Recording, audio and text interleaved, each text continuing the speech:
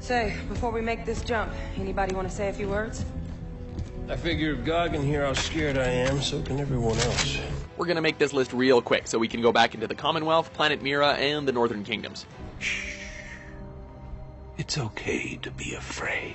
Welcome to WatchMojo.com, and today we'll be counting down our picks for the top 10 best video games of 2015. We gotta get the hell out of here!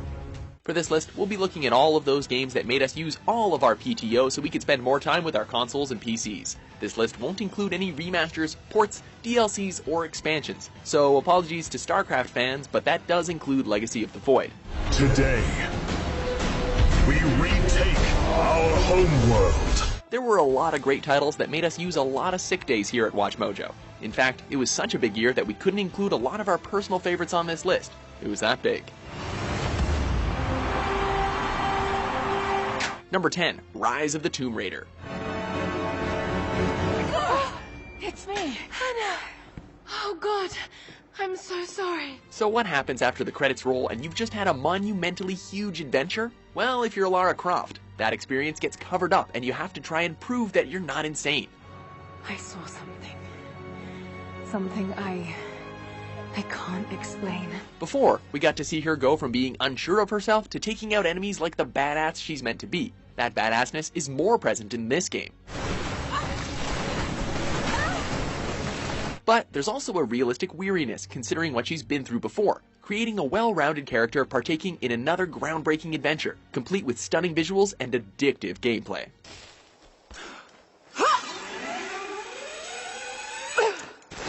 Number 9, Splatoon.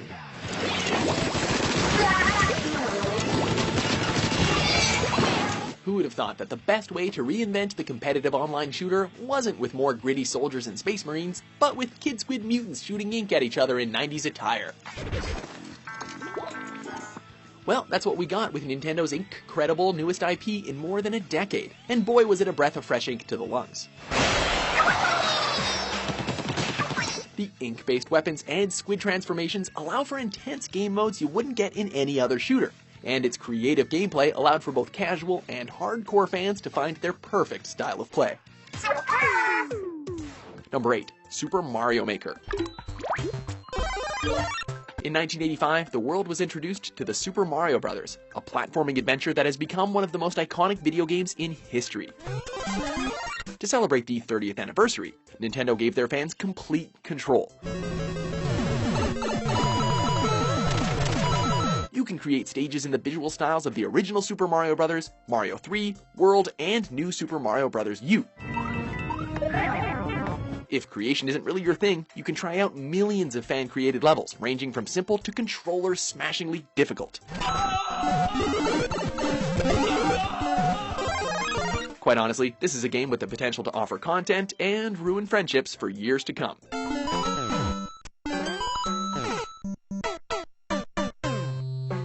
Number 7, Batman Arkham Knight, console version. Talk, or I'll crush every bone in your body. While the Batmobile does overstay its welcome, and the PC version was a disaster, if you're gonna play on console, then Gotham has never looked so crisp and been so huge.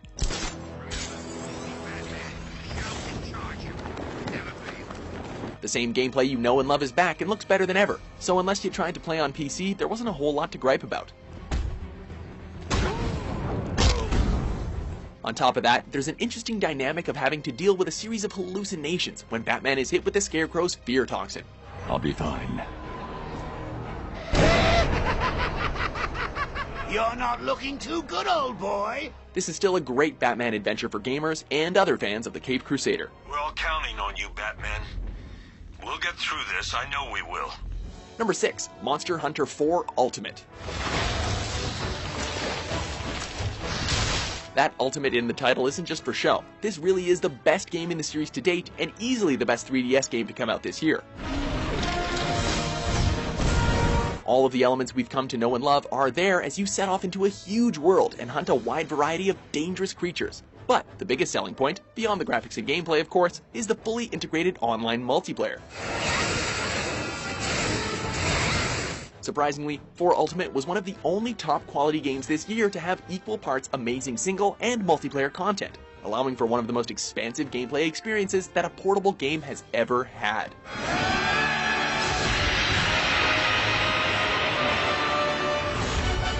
Number 5, Undertale.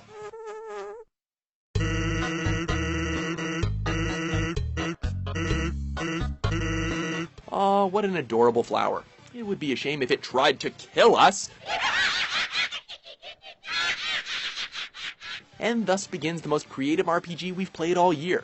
What really makes this game stand out is its decision-based gameplay. We know there are a lot of games that rely heavily on that, but none do it quite as amazingly as Undertale.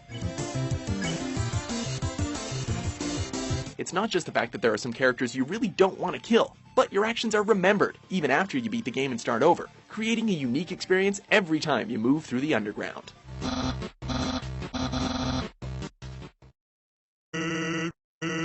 Number 4, Metal Gear Solid 5, The Phantom Pain. Be careful down there, boss. Snake? Snake? Snake! Oh yeah, we made this joke when we talked about Ground Zeroes. But it needs to be said since Snake finally gave us the game we wanted. You're a legend in the eyes of those who live on the battlefield.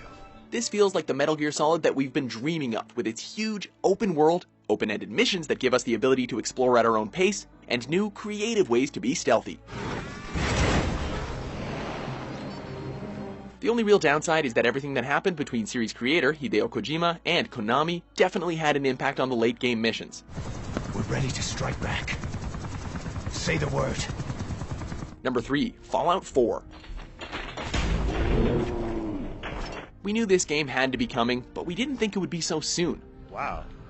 You really aren't from around here, are you? Granted, Fallout 4 arrived with all the quirks and shortcomings that Bethesda's games are known for, but there's a certain itch that Fallout scratches, and it scratches it hard. I think we can safely say that you're out of critical condition. We'd get online and complain about how the conversation system was nerfed, but we're just too busy. I mean, we have so many quests, and we're just 2 or 3 pieces of junk away from building that sweet new mod for our laser rifle. It might not be the most polished game of the year, but it might darn well be the most addictive. Don't want there to be any holdups in the unforeseen event of total atomic annihilation. Number 2, Bloodborne. Welcome to the hunter's dream. This will be your home for now. What is it about From Software games that keep luring us back? Is it the environment? The gameplay? The challenge? Probably all of those things combined. Bloodborne is the perfect marriage of that challenge, with an interesting setting and enough story elements to keep us going forward. What a mess you've been caught up in. It's hard as hell, but not so hard that we want to completely give up on it. It's not the most complicated story out there, but it's interesting enough, and the city of Yharnam is dark and well crafted, encouraging us to keep going and to deal with that bloodborne disease. It's really everything a video game should be. Beasts all over the shop. You'll be one of them, sooner or later. Before we sing the praises of the best video game of 2015, let's check out these honorable mentions. It'll hurt about as much as getting your picture taken. Indians thought cameras would steal their souls. That's so. Well, let's hope they're wrong. I should warn you, stranger. Here in Gilded Vale, we have a special place for dissidents, charlatans, and those who would hide a curse in our midst.